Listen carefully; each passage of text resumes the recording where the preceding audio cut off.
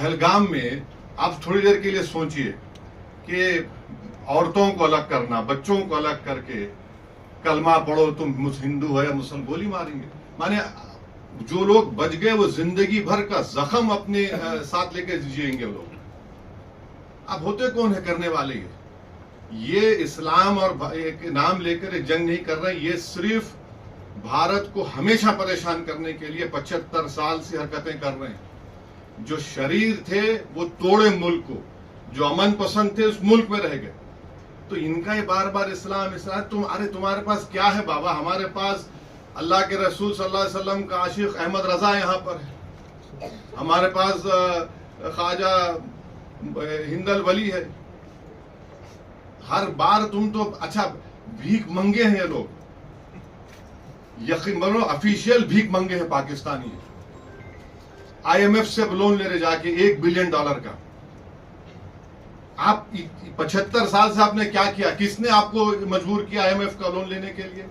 और अफसोस की बात यह है कि IMF का लोन ले रहे हैं और ये इंटरनेशनल, मेरे को माने ये इंटरनेशनल मॉनेटरी फंड नहीं, ये इंटरनेशनल मिलिटेंट फंड दे रहे हैं पाकिस्तान को, वो इस्तेमाल करेंगे।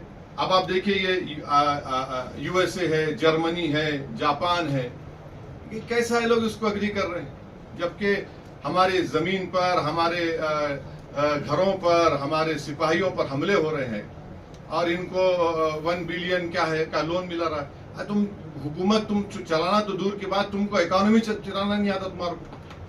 क्या है तुम्हारे पास? वहां से बैठ के आप बोल रहे इस्लाम ये इस्लाम वो, कोई कुछ नहीं है। ये सिर्फ इनकी जारहाना गलत पॉलिसी है। यहाँ पर अमन को बिगाड़ने के लिए, यहाँ पर हिंदू और मुसलमानों में निफाक पैदा करने के लिए, और इनको ये बात पसंद नहीं आती। आप अंदाजा लगाइए कि भावलपुर और मुरीदकी में हमला हुआ तो जो शख्स अमेरिका में टेररिस्ट है, हाफिज अब्दुल रऊफ, ये LET के सदर का बेटा, वो नमाज जनाजा पढ़ा रहा, उसके पीछे बैंड ऑर्गेनाइजेशन लोग खड़े, उनके पीछे पाकिस्तान की फौज खड़ी हुई है। तो आज भी आप कल रात में हम देखे श्रीनगर के एयरपोर्ट के करीब ड्रोन्स आ गए।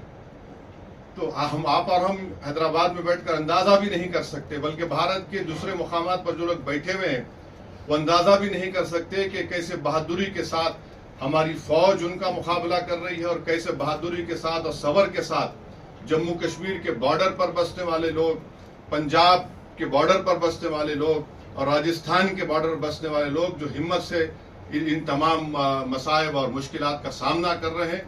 और हम इनको बताना चाहेंगे कि हमारे रसूल सल्लल्लाहु अलैहि वसल्लम ने हमको एक तालीम दी कि तुम किसी से जंग मत करो, ये हदीस है, ये तुम किसी से जंग मत करो, मगर अगर कोई तुमसे जंग करता है तो साबित कदम रहो। तो हमको अब साबित कदम रहना है। ये सवाल कोई हिंदू मुसलमान का, ईसाई का, बौद्ध का नहीं है। सवाल दो कौमी पार्टी कांग्रेस और बीजेपी को, इनको भी, इन दोनों कौमी पार्टियों को अपनी तू मैं में खत्म करनी चाहिए। सवाल यह है कि हमको एक सीसा पी रही दीवार की तरह ऐसे मुल्क के खिलाफ खड़े होना है जो सारी दुनिया के लिए खतरा है, बल्कि कभी ना कभी किसी वक्त पे इस दुनिया को, इस दुनिया के जी असर लोगों को, उनके लीडर्स को तय करना पड़ेगा कि क्या इस मुल्क में न्यूक्लियर बम रखने की इजाजत दी जा सकती है। इनके पास जो न्यूक्लियर बम है उसको डिसार्म करने की जरूरत है, इसको खत्म करने की जरूरत है। और बार बार आप बोल रहे हैं, कमीनगी की हद ये है कि श्रीनगर में दवाखानों को निशाना बनाया गया।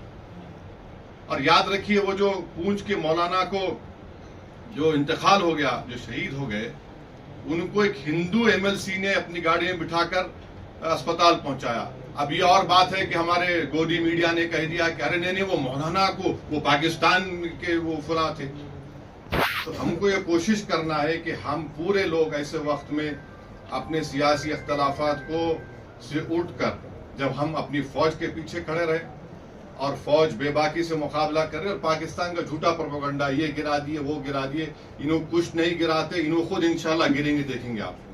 और ये होना चाहिए। ये बार बार इस तरह से धमकी देना, बार बार आकर तंग करना, बार बार आकर मुल्क में परेशानी पैदा करना, और इन लोगों की वजह से आप मेरी बात से मुत्तफिक होंगे, कई मुसलमान जेलों को चले गए। 8-8 साल 7-7 साल जेल में रहकर निकले वो लोग, बच्चे वो, इनका तो वही नहीं है फिर। तो इसलिए मैं समझता हूं कि हम लोग मुत्तहद रहें और जो लोग शरारत करना चाह रहे हैं, जो लोग खामखा ये नफरत पैदा करना चाह रहे हैं, वो भी बाज आएं। हमारी दोनों नेशनल पार्टी से अपील करते हैं कि आप अपनी तूतू में बाद में कर लो, पहले फौज के पीछे हमको खड़े रहना है। और ये जो बार बार मदाखलत पाकिस्तान की तरफ से की जा रही है, हमारी सरकार